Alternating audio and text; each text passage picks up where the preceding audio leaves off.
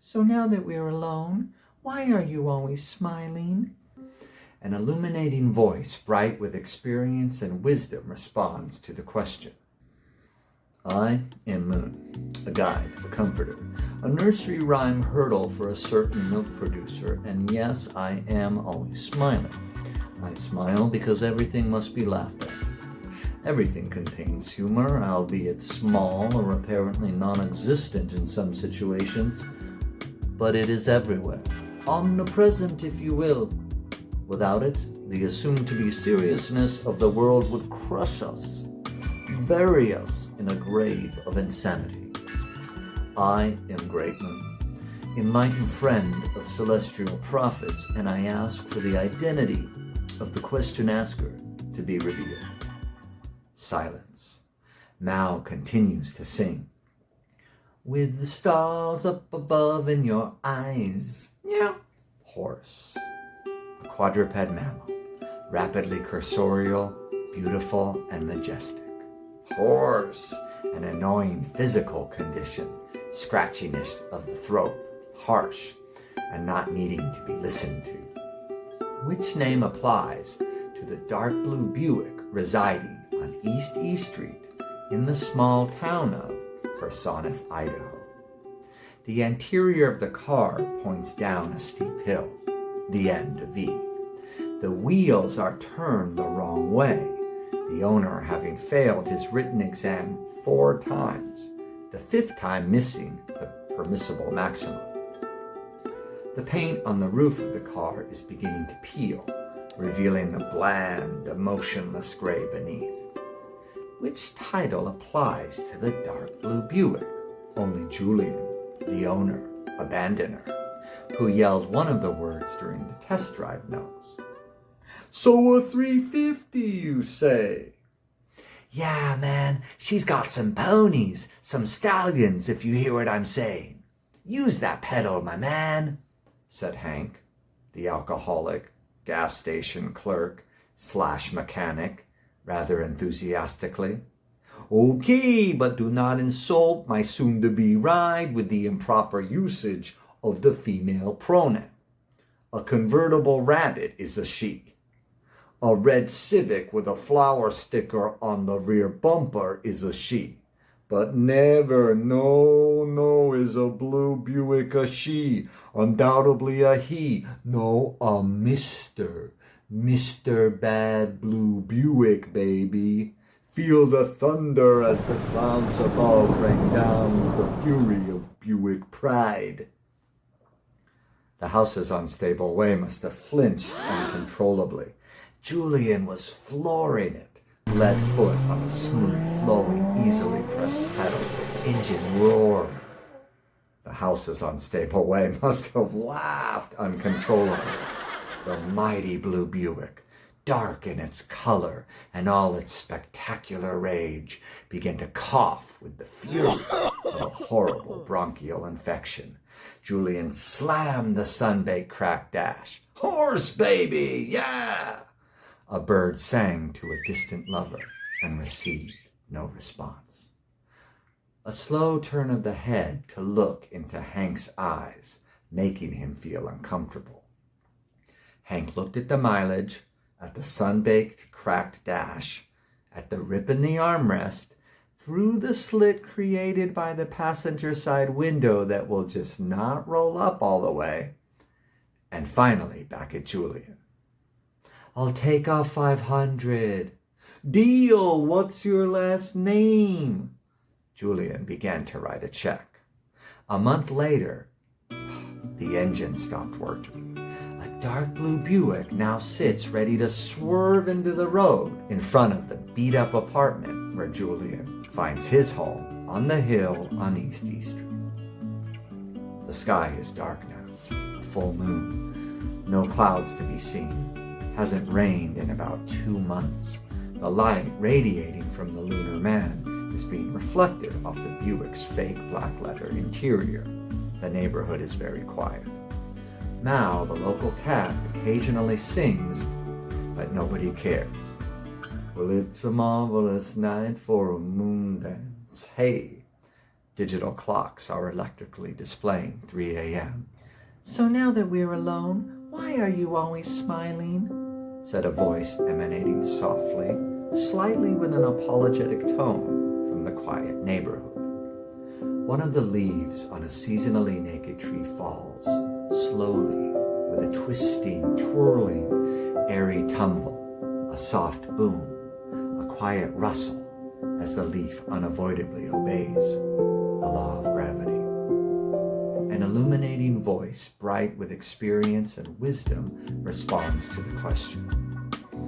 I am a guide, a comforter, a nursery rhyme hurdle for a certain milk producer, and yes, I am always smiling. I smile because everything must be laughed at. Everything contains humor, albeit small or apparently non-existent in some situations, but it is everywhere, omnipresent, if you will. Without it, the assumed-to-be seriousness of the world would crush us, bury us in a grave of insanity. I am Great Moon, enlightened friend of celestial prophets, and I ask for the identity of the question asker to be revealed. Silence. Mao continues to sing. With the stars up above in your eyes, meow. You see me, the dark blue Buick parked incorrectly on Double E, pathetic looking, with chipping paint and torn upholstery, immobile, paralyzed, no energy to move. A pathetic sight indeed, abandoned, deserted, left alone to decay from the disease called time. I was once a furious beast, roaring a warning to others of my oncoming presence. Now look at me. Pathetic, and to make things even worse, I'm lacking a name. I am a confidant to the unfortunate, a symbolic wishing well receiving silver dollar wishes thrown into my tranquil sea. I see you. Yes, I see you, Mr. Buick, but your situation is far from pathetic. A fantabulous night to make romance 'neath the cover of October skies. Meow. Mr. Moon, self-ordained Great One, your greatness is compromised by your apparent blindness. Must I explain my situation to you again? I am... Stop! A deep, official voice echoes into the night. All is hushed. Mao was about to get funky, but realized he better be patient with his self-expression. I am Moon, capable of unlimited sight, possessor of visual interpretation to the most minute detail. You, Buick, have been seen. I have been aware of your presence and your predicament since the onset of your inoperability. 31 days, 4 hours, and 2 seconds. Must I go down to the nanosecond? You listen to me, Great Moon. Let me shine some light on your situation.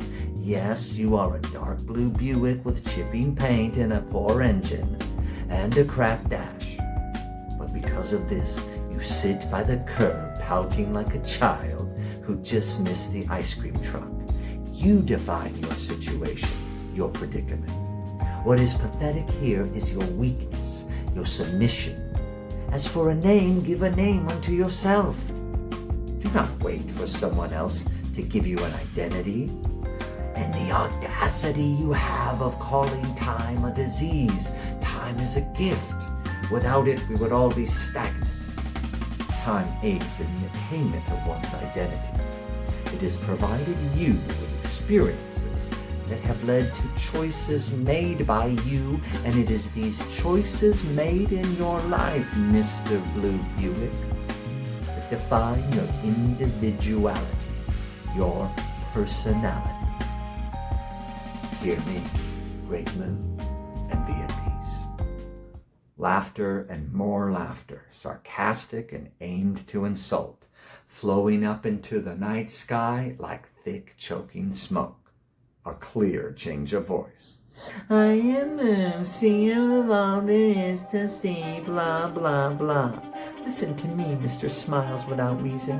Mr. I am free of worries in my own little world. You are insane. Your words are insane, and your incessant smile furthers your insanity. I am a car, an inanimate object, a machine whose movement is defined by the turn of a key and the pressing of a pedal. Mr. Moon, I must say you know nothing. Another moment of silence. Mao decides to resume singing, but now in falsetto, and slightly changing the lyrics. The soft moonlight seems to shine on your situation. Meow. What am I doing? I don't even know why I started talking to you. I am Moon, influencer of the times, provider of the giant leap for mankind, and I say to you, Mr. Blue Buick, you are pathetic. Truly pathetic, yes. How blind I must have been not to see this. Do you not remember Herbie the Love Bug? Chitty Chitty Bang Bang Kit? Now they all had soul, personal identity. Where is yours? Where is your soul, Mr. Buick? You perceive your situation as pathetic because it is, but it is your lack of soul that is the clear cause. Your stagnation is your own fault. Nobody defines your movement but yourself. Only your desires at the moment. The direction you proceed in is by your direction. I am Moon, an incessantly smiling man alone in the night sky, and I am finished speaking to you. Good night. Ominous clouds begin to arrive, giving Mr. Moon some needed privacy.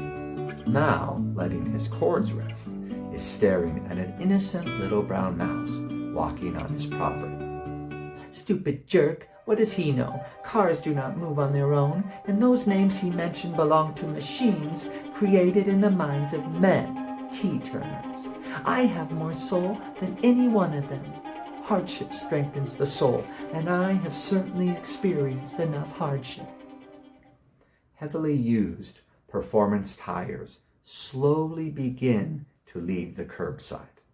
A dark blue Buick is now mobile, but not by the pressing of a pedal. The ignition is keyless. The fake leather seat driverless. Sorry, Grey Moon, you were right. I have soul, I do, and I define my movement. I can't believe this is happening. Tires are turned away from the curb. A Buick is moving into the road, heading downhill, away from the beat-up apartment, away from Julian, the deserter. My name is Horse, Horse, and I am jumping the fence and running head-on into nocturnal freedom. Velocity increases. In turn, momentum increases. A driverless dark blue Buick is moving unattended into the street, into one lane, then another, crossing the street, moving rapidly toward a red Civic. Mao watches, but is quick to leave in surprise as an annoying car alarm is accidentally turned on in response to aesthetic ruin. As the loud smash of metal against metal of dark blue mixing with red breaks the peaceful night silence on East E Street. By now, all the lofty performers have arrived for the cloudy chorus ensemble singing in electrified tempo, their voices raining down and naturally finding their way to a partly open car